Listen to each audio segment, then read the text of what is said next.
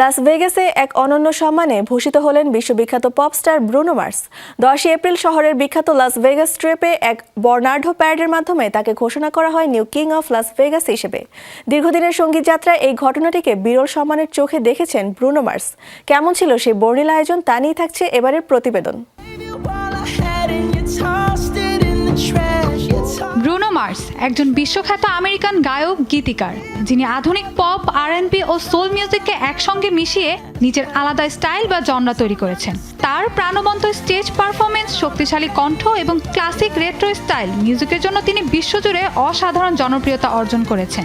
জনপ্রিয়তার শীর্ষে থাকা এই তারকা লাস ভেগাসে পেলেন এক বিশেষ সম্মাননা। বর্ণিল এক আয়োজনের মাধ্যমে তাকে ঘোষণা করা হয় new king of Las Vegas হিসেবে।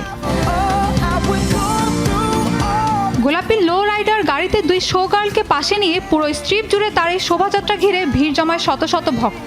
একই সঙ্গে শহর কর্তৃপক্ষ 3টি ঘোষণা করে ব্রুনো মার্স ডে এবং তার নামে একটি রাস্তার নামকরণ করা হয় ব্রুনো মার্স ড্রাইভ।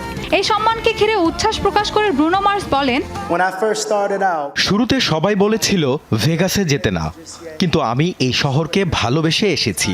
এটা আমাকে আমার বাড়ি হনুলুলুর কথা মনে করিয়ে দেয়। এখানে পারফর্ম করতে পারা আমার জন্য সত্যিই এক বিশেষ অভিজ্ঞতা। এই সম্মানের জন্য আমি সবাইকে হৃদয়ের গভীর থেকে ধন্যবাদ জানাই। লাস ভেগাসের দীর্ঘদিনের পারফরমেন্স ক্যারিয়ারের স্বীকৃতি হিসেবেই এই বিশেষ সম্মাননা দেওয়া হয় ব্রুনো মার্সকে। তিনি টানা 15 বছরেরও বেশি সময় ধরে এই শহরের বিভিন্ন মঞ্চে পারফর্ম করছেন এবং 2016 থেকে 2025 সালের মধ্যে 140টিরও বেশি শো করেছেন রেসিডেন্সির অংশ হিসেবে। এই সময়ের মধ্যে তিনি লাস ভেগাসের অন্যতম আইকনিক পারফর্মারে পরিণত হন। উদযাপন অনুষ্ঠানে অংশ নেয় হাজারো ভক্ত, যারা প্রচণ্ড গরম উপেক্ষা করে ঘন্টার পর ঘন্টা অপেক্ষা করেন প্রিয় শিল্পীকে এক নজর দেখার জন্য।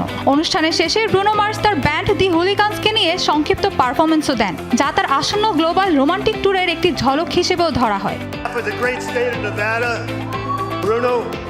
শহরের গুরুত্বপূর্ণ ব্যক্তিরাও এই সম্মানকে স্বাগত জানিয়েছেন।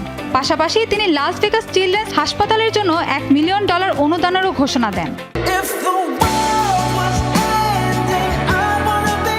সব মিলিয়ে লাস ভেগাসের ব্রুনো মার্সের এই সম্মাননা শুধু একটি শিরোনাম নয়, বরং তার দীর্ঘদিনের অবদানের এক ঐতিহাসিক স্বীকৃতি হিসেবে দেখা হচ্ছে। Mahbuba Mustarin, showbiz tonight.